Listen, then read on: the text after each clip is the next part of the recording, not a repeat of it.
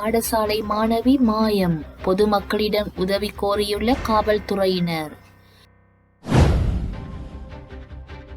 மீண்டும் சரிவை நோக்கி பங்குச் சந்தை. காங்கேசன் துறைக்கு விசேட ரயில் சேவைகள். கிளிநொச்சியில் எலிக்காய்ச்சலினால் 2 பலி. உலக நாடுகள் எதிர்ப்பை மீறி வடகொரியா மீண்டும் ஏவுகணை சோதனை. கடந்த 4 நாட்களாக காணாமல் போயுள்ள சிறுமி ஒருவரை கண்டுபிடிக்க எட்டாம்பட்டிய காவல்துறையினர் பொதுமக்களிடம் உதவி கோரியுள்ளனர். பதுளை எட்டாம்பட்டிய பிரதேசத்தை சேர்ந்த 16 வயதுடைய சிறுமி ஒருவரே காணாமல் போயுள்ளார். குறித்த சிறுமி கடந்த 3ஆம் திகதியிலிருந்து காணாமல் போயுள்ளதாக எட்டாம்பட்டிய காவல் நிலையத்திற்கு முறைப்பாடு கிடைத்துள்ளது. இதனை அடுத்து விசாரணைகளை ஆரம்பித்த காவல்துறையினர் காணாமல் போயுள்ள சிறுமியின் புகைப்படம் ஒன்றை வெளியிட்டுள்ளனர். சிறுமியின் தாயார் இது தொடர்பான முறைப்பாட்டை சமர்ப்பித்துள்ளதுடன் காணாமல் போன சிறுமி சுமார் 5 அடி 2 அங்குலம் உயரமும் சாதாரண உடல் அமைப்பும் கொண்டவர் என தெரிவிக்கப்பட்டுள்ளது. அவர் இறுதியாக வெளிர் பச்சை நிற நீளமான சட்டை அணிந்திருந்ததாகவும் அவரது இடது கையின் முழங்கைக்கு அருகில் சிறிய வெட்டுக்காயம் காணப்படுவதாகவும் குறிப்பிடப்பட்டுள்ளது. இந்நிலையில் காணாமல் போன சிறுமி தொடர்பில் தகவல் தெரிந்தால் உடனடியாக எட்டம்பட்டிய காவல்துறையினர் தொடர்பு கொள்ளுமாறு தெரிவிக்கப்பட்டுள்ளது. இலங்கை பிரஜைகளுக்கான டிஜிட்டல் அடையாள அட்டைகளை வழங்குவதற்கு இந்திய நிறுவனத்திடம் ஒப்படைக்கும் அரசாங்கத்தின் முடிவு தொடர்பில் மக்கள் போராட்ட முன்னணி எச்சரிக்கை விடுத்துள்ளது. குறித்த எச்சரிக்கையானது மக்கள் போராட்ட முன்னணியால் வெளிவிவகார அமைச்சர் விஜித ஹேரத்திற்கு அனுப்பப்பட்ட கடிதத்தில் விடுக்கப்பட்டுள்ளது. அமைச்சருக்கு அனுப்பப்பட்ட கடிதத்தில் தற்போதைய ஜனாதிபதியின் இந்திய அரசு பயணத்தின் போது செய்து கொள்ளப்பட்ட உடன்படிக்கையின் பிரகாரம் இலங்கை பிரஜைகளுக்கு டிஜிட்டல் அடையாள அட்டை வழங்கும் அதிகாரம் இந்திய நிறுவனத்திடம் ஒப்படைக்கப்படும் என அமைச்சர் விஜித ஹேரத் தெரிவித்துள்ளமை சுட்டிக்காட்டப்பட்டுள்ளது. அமைச்சரின் அறிக்கையின்படி இந்த ஒப்பந்தம் தொடர்பாக இரு தரப்பினருக்கும் இடையிலான புரிந்துணர்வு ஒப்பந்தத்தை 2025ஆம் ஆண்டு ஜனவரியில் அரசாங்கம் இறுதி செய்ய உள்ளமையும் தெரிவிக்கப்பட்டுள்ளது. இந்நிலையில் ஒரு நாடு தனது மக்களின் தகவல்களையும் தரவுகளையும் மற்றொரு வெளிநாட்டுக்கு வழங்குவது பாரிய ஆபத்து என மக்கள் போராட்ட முன்னணி சுட்டிக்காட்டியுள்ளது. இதேவேளை ஒரு தேசம் தனது மக்களின் தகவல்களை வேறொரு நாட்டிலிருந்து பெறுவதன் மூலம் கூட அடிபணிய வைக்க முடியும் என்றும் அந்த மூலோபாய தலையீட்டை இந்தியா இன்று இலங்கையில் செய்து வருவதாகவும் இந்த முன்னணி சுட்டிக்காட்டியுள்ளது. இவ்வாறானதொரு பின்னணியில் இலங்கை மக்களின் பொது பாதுகாப்பு பெரும் ஆபத்தில் உள்ளதாகவும் ஒரு இந்திய நிறுவனத்திற்கு டிஜிட்டல் அடையாள அட்டைகளை வழங்க அனுமதித்தமை மறு ஆய்வு செய்வது மிகவும் அவசியம் எனவும் மக்கள் போராட்ட முன்னணி வலியுறுத்தியுள்ளது. கொழும்பு பங்கு சந்தையின் விலைச்சுட்டெண்கள் தொடர்ந்து 2வது நாளாகவும் சரிவை சந்தித்துள்ளன. அதன் அடிப்படையில் அனைத்து பங்கு விலைச்சுட்டெண் அதிகபட்சமாக 170.82 புள்ளிகளாக சரிவடைந்துள்ளது. இதற்கமைய கொழும்பு பங்கு சந்தையின் அனைத்து பங்குகளின் மொத்த விலைச்சுட்டெண் இன்று 15,878.60 புள்ளிகளாக பதிவாகியுள்ளது. கடந்த இந்த விலைச்சுட்டெண் கடந்த வாரம் 16,000 புள்ளிகளுக்கு மேல் அதிகரித்திருந்தது.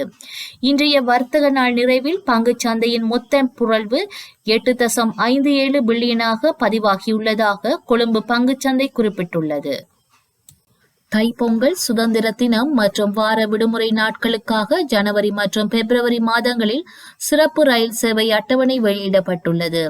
போக்குவரத்து நெரிசலை குறைப்பதற்காக இலங்கை ரயில்வே திணைக்களத்தால் கொழும்பு கோட்டையிலிருந்து காங்கேசன் துறை வரையிலும் கொழும்பு கோட்டையிலிருந்து பதுளை வரையிலும் விசேட ரயில் சேவை திட்டத்தை ஏற்பாடு செய்துள்ளதாக போக்குவரத்து, நெடுஞ்சாலைகள், துறைமுகங்கள் மற்றும் சிவில் விமான போக்குவரத்து அமைச்சகம் தெரிவித்துள்ளது.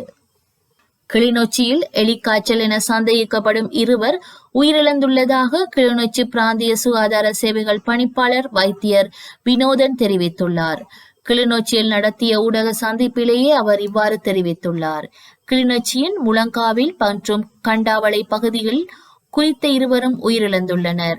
எலிக்காய்ச்சல் நோய் காரணி பாக்டீரியாவாக இருக்கலாம் என சந்தேகிக்கப்படுவதாகவும் அவர் தெரிவித்துள்ளார். எனவே மக்கள் காய்ச்சல் ஏற்பட்டால் மற்றும் தசைநோ, கண் சிவத்தல், சுவாச பிரச்சனைகள் போன்றவை காணப்பட்டாலும் உடனடியாக வைத்திய பரிசோதனை செய்து கொள்ளுமாறு கேட்டுக்கொண்டுள்ளார். இதைவிட தற்போது பனியுடனான காலநிலையில் சளி அதிகரித்து நிமோனியா போன்ற காய்ச்சலும் ஏற்பட வாய்ப்புண்டு. அதனை விட மழையுடனான காலநிலையை தொடர்ந்து டெங்கு நோயின் தாக்கமும் அதிகரித்துள்ளது. இவை அனைத்திலும் மக்கள் அவதானமாக இருக்க வேண்டும் என அவர் தெரிவித்துள்ளார்.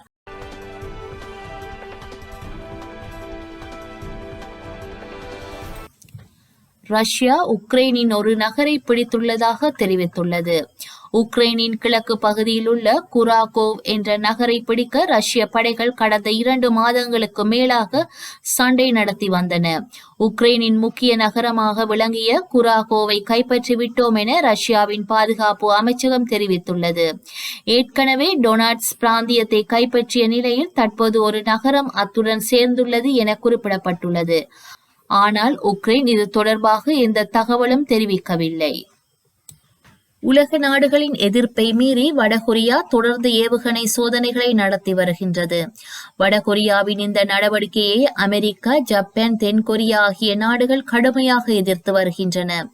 இந்த நிலையில் வடகொரியா கிழக்கு கடல் பகுதியில் ஏவுகணையை செலுத்தியுள்ளது. இதை தென்கொரியா ராணுவம் தெரிவித்துள்ளது. கொரிய தீபகற்பம் மற்றும் ஜப்பானுக்கு இடையில் உள்ள நீரில் இறங்குவதற்கு முன் 1100 கிலோமீட்டர் மைல் தூரம் ஏவுகணை பறந்ததாகவும் தெரிவிக்கப்பட்டுள்ளது. வடகொரியா தலைநகரான பியாங்யாவிற்கு அருகில் உள்ள பகுதியில் இருந்து ஏவுகணை ஏவப்பட்டதாகவும் அமெரிக்கா மற்றும் தென்கொரிய இராணுவத்தினரால் ஏவுகணை ஏற்பாடுகள் முன்கூட்டியே கண்டறியப்பட்டதாகவும் தெற்கின் கூட்டுப்படை தலைவர்கள் தெரிவித்துள்ளனர். கனடா நாட்டு பிரதமர் ஜஸ்டின் ரூடோ லிபரல் கட்சி தலைவர் பதவியை ராஜினாமா செய்ய இருப்பதாக தகவல்கள் வெளியாகியுள்ளன. இதனை தி குளோப் மற்றும் மெயில் தங்களுக்கு கிடைத்த தகவலின் ஜஸ்டின் ரூடோ ராஜினாமா செய்ய இருப்பதாக செய்தி வெளியிட்டுள்ளது. அதில் எங்களிடம் பேசிய ஜஸ்டின் எப்போது ராஜினாமா செய்ய அறிவிப்பார் என்பது பற்றி தங்களுக்கு நிச்சயமாக தெரியாது. ஆனால்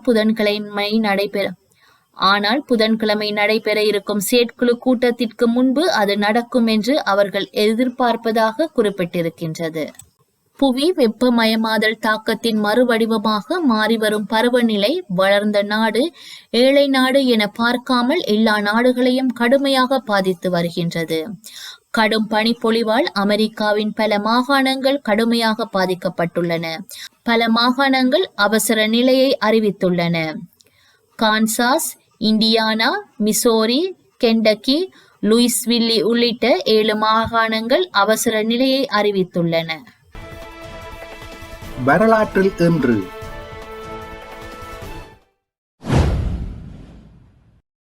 1990 பீசாவின் சாய்ந்த கோபுரத்தின் உட்பகுதி பாதுகாப்பு காரணங்களாக பொதுமக்களின் பார்வைக்கு மூடப்பட்டது. 1991 எயிட்டியின் முன்னாள் தலைவர் ரோஜர் ராணுவ புரட்சியை அடுத்து கைது செய்யப்பட்டார். 1999 அமெரிக்க ஜனாதிபதி பில் கிளின்டன் மீதான நம்பிக்கையில்லா பிரேரணை மீதான மேல்நிலை விசாரணையை ஆரம்பித்தது. 2015 ஜெமன் சனா நகரில் வாகன குண்டுவெடிப்பு ஒன்றில் இடம்பெற்றதில் 38 பேர் கொல்லப்பட்டனர். செய்திகளை உடனுக்குடன் தெரிந்து கொள்ள உடனே சப்ஸ்கிரைப் செய்து பெல் பட்டனை கிளிக் பண்ணவும். மேலதிக செய்திகளை தமிழ் தாய் இணையதளத்தில் பார்வையிடலாம்.